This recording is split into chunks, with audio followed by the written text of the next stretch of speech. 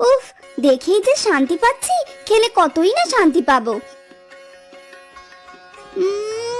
অমৃত অমৃত, কোথায় নিজের বাড়িতে বসে শান্তিতে খাবো তা নয়, আমার শাশুড়ি আর স্বামী দেখলে যে আবার কত কথাই না বলবে।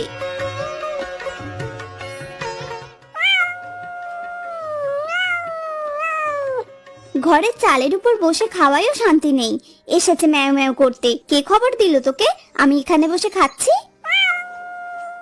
এসেছিস ঠিক আছে, এক ধারে বসে থাক। আমার মাংসগুলো খাওয়া হয়ে গেলে হাড় হাড্ডিগুলো তোকে দেব, ঠিক আছে? এবার খাই আমি। দেখ, আমার পেটের মধ্যে তোর মতো অনেক বিড়াল দৌড়াদৌড়ি করছে। আগে আমি নিজে খেয়ে পেটটাকে একটু শান্তি দিই, আর এর মধ্যে যদি তুই ম্যাও ম্যাও করিস তাহলে হাড় হাড্ডিগুলো আমি নিজেই খেয়ে ফেলবো, তোকে একটুও দেব না, এই বলে দিলাম কিন্তু। বৌমা, ও বৌমা, এই ভর দুপুরে কোথায় গেলে? বলি শুনতে পাচ্ছ না? ও বৌমা। হায় রে, শাশুড়ি মা যে ডাকতে শুরু করে দিয়েছে, দেখলি তো? তোর জন্যই আমার এখনো খাওয়া হলো না। বৌমা, ও বৌমা। না না, এখন সাড়া করা যাবে না, একেবারে খেয়ে নিয়ে নিচে নামবো। বৌমা এক কড়াই মাংস খেয়ে হাড় কটা বিড়ালকে দিয়ে হাঁড়ি নিয়ে নিচে নেমে আসে। চুপি চুপি হাঁড়িটা রেখে দিই, কিন্তু খালি কড়াই দেখে শাশুড়ি মা তো জানতে চাইবে মাংস কোথায় গেল। কি বলবো তখন? বড় চিন্তা হচ্ছে। আমার পেটটাও সবসময় খাই খাই করে, যদি না খেতে চাইতো তাহলে কি আমি এত মাংস খেতাম? দূর দূর, এখন আমি কি বলবো? মা, ও মা, এসে দেখে যাও, ওই বিড়ালটা কড়ার সব মাংস খেয়ে ফেলেছে। এবার আমরা কি খাবো? যা হওয়ার হয়েছে, হয়তো ওর ভাগ্যেই মাংসটা ছিল, তাই ওর পেটেই গেল। কিন্তু ওইটুকু বিড়াল এত মাংস কিভাবে খেলো? কি ভাবছেন মা? না না, কিছু নয়।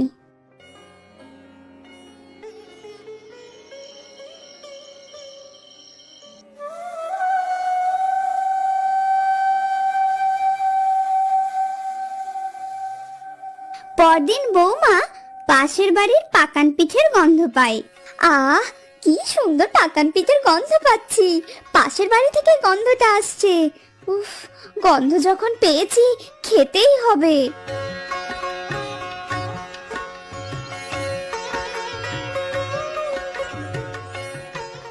ওরে বাবারে, এ কি দেখছি, এক বাসন পাকান, আর আশেপাশেও কেউ নেই। দেরি না করে তাড়াতাড়ি খাওয়া শুরু করে দিই। উফ, রহিমা কি ভালোই না পাকান বানিয়েছে। আহ, পাকান একেবারে নরম তুলতুলে, মুখে দিলেই মিশে যাচ্ছে, মনে হচ্ছে আরো খাই, খেয়েই যাই।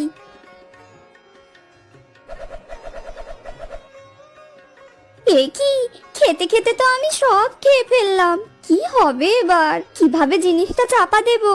না না, এখন এখান থেকে কেটে পড়ি। হায় রে হায়, এক বাসন পাকান তুলে আমি একটু কিনা ঘরের পিছনে কাপড় মেলতে গেলাম, এর মধ্যে এসে দেখি সব পাকান হাওয়া হয়ে গেল। শাশুড়ি মা আজ আমাকে মেরেই ফেলবে। কেঁদো না ভাবি, কেঁদো না। আমি সবজির খোসা ফেলতে গিয়ে দেখলাম তো একটা কুকুর কতগুলো পাকান খাচ্ছে। আমি কি জানি আর পাকানগুলো তোমাদের? কেঁদো না, এখন আর কি করবে বলো? কুকুর বিড়ালের উপদ্রব বড্ড বেশি বেড়েছে ভাবি। হ্যাঁ গো হ্যাঁ, কালই তো বিড়ালে আমাদের সব মাংস খেয়ে ফেলেছে।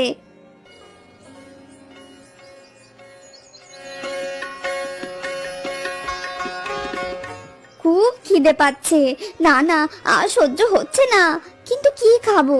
উফ, বাবারে বাবা, খিদেতে তো পেটটা ডাকাডাকি শুরু করে দিল। ওই ওই তো, টেবিলে অনেক ফল রাখা আছে।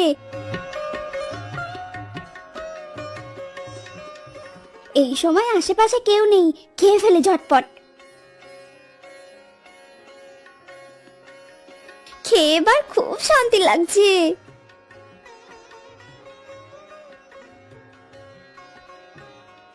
বৌমা, এখানে এক ঝুড়ি ফল রাখা ছিল, কোথায় গেল বলো তো?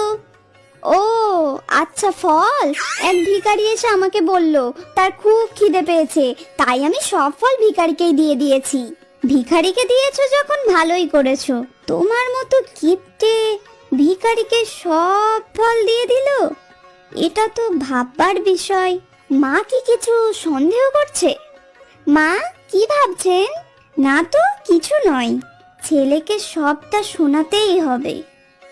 বাবা শামীম, কোথাও বের হচ্ছিস?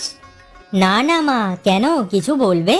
হ্যাঁ বাবা, বলবো তো তোকে অনেক কিছুই। বলো তাহলে। বাবা, তোর বউয়ের মতি গতি আমার একদম ঠিকঠাক লাগছে না। মানে কি বলছো? আমি কিছু বুঝতে পারছি না।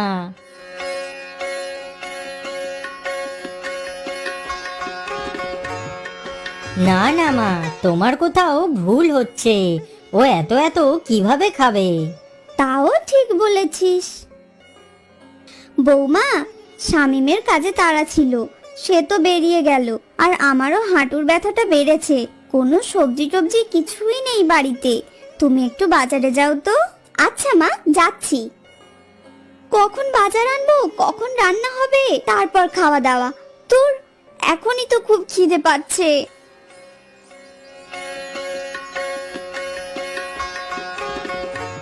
ওরে বাবা, এটা কি দেখতে পাচ্ছি? মিষ্টির দোকানে কেউ নেই। যাই যাই, ভিতরে যাই। বাপরে, কত রকমের মিষ্টি, ঝটপট খেয়ে ফেলি। একটা একটা করে মিষ্টি খেতে খেতে দোকানের সব মিষ্টি খেয়ে ফেললো বৌমা। হাই খোদা, আমি তো সব মিষ্টি খেয়ে ফেলেছি, এবার কি হবে? দোকানদার দেখলে তো আমাকে মেরে ফেলবে। আগে এখান থেকে পালাই। বউ যখন দোকান থেকে বের হতে গেল, তখনই দোকানদার সেখানে এসে পড়লো। হাই খোদা, এ কি হলো? দোকানের মিষ্টিগুলো কোথায় গেল? এই তুমি কে? কাকু, এক ঝাঁক মাছি এসে আপনার দোকানের মিষ্টি খাচ্ছিল।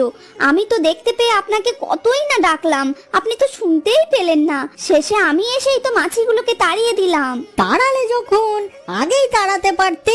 সব মিষ্টি খাওয়া হয়ে যেতে তাড়িয়ে কি উপকারটা করলে আমার? মাছিগুলোকে তাড়িয়ে দিলাম, কোথায় আমাকে মিষ্টি খাওয়াবেন তা নয়, আবার কথা শোনাচ্ছেন। এই জন্যই তো বলে ভালোর ভাত নেই। রান্নাঘর থেকে কি ভালো মুড়ি ঘন্টের গন্ধ বের হচ্ছে। গন্ধ পেতেই খাওয়ার জন্য একেবারে মনটা ছটফট করছে। কি করি? লুকিয়ে লুকিয়ে গিয়ে খেয়ে ফেলি বরং। বৌমা লুকিয়ে লুকিয়ে এসে সব মুড়ি ঘন্ট খেয়ে পালিয়ে যায়। হে খোদা, কোথায় গেল মুড়ি ঘন্ট? সবে তো নামিয়ে গেলাম, এর মধ্যেই নেই। তোমার যেমন কাজ, দরজাটা হাট করে খুলে রেখে গেছো, তো বিড়াল কুকুরে কি মুখ দেবে না? আমি তো এসে দেখি বিড়ালে মুখ দিল, তাই তো আমি সব মুড়ি ঘন্ট ফেলে দিয়ে এলাম। তুমি মুড়ি ঘন্ট ফেলে দিয়ে এসেছো? কি যে হচ্ছে আমি কিছুই বুঝতে পারছি না। মা, তুমি ঠিকই বলেছিলে। এবার আমারও মনে হচ্ছে সব আমার বউয়েরই কাণ্ড। এবার কিছু একটা করতে হবে আমাকে। হ্যাঁ রে বাবু, কিছু একটা কর। বউ, কাল বাড়িতে লোক কুটুম আসছে, তাই আমি দই মিষ্টি এনে রান্নাঘরে রেখেছি। দেখো কুকুর বিড়াল যেন খেয়ে না নেয়। না না, আমি দেখে রাখবো।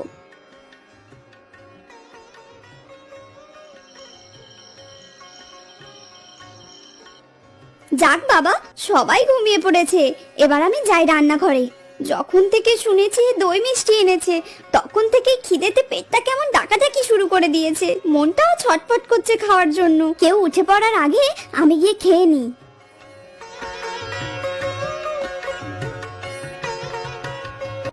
কোথায় দই, কোথায় মিষ্টি? দই মিষ্টি কই? খুঁজে খুঁজে কোথাও দেখতে পাচ্ছি না তো। পাবে না তো, খেতে এসে পেটুক বউ ধরা পড়ে গেছে। ওগো, তুমি আমার সাথে এরকম করলে? হায় খোদা। মা, তুমিও হাসছো? মানে তুমিও তোমার ছেলের সাথে মিলে আমার সাথে এরকমটা করলে? আমি এবার সবাইকে মুখ দেখাবো কিভাবে? কেঁদো না বৌমা, খিদে পেলে খাবে, তাতে কি হয়েছে? অনেকেই আছে যারা খেতে ভালোবাসে। তুমিও খাবে বৌমা, কিন্তু অন্যের বাড়িতে না বলে খাওয়াটা ঠিক নয়। ওটা করো না, ঠিক আছে? আমিও একটা কথা বলতে চাই। তুমি বেশি বেশি খেও, তবে মা আর আমার জন্য অল্প একটু রেখো, না হলে যে আমাদের না খেয়ে থাকতে হবে। ঠিক আছে।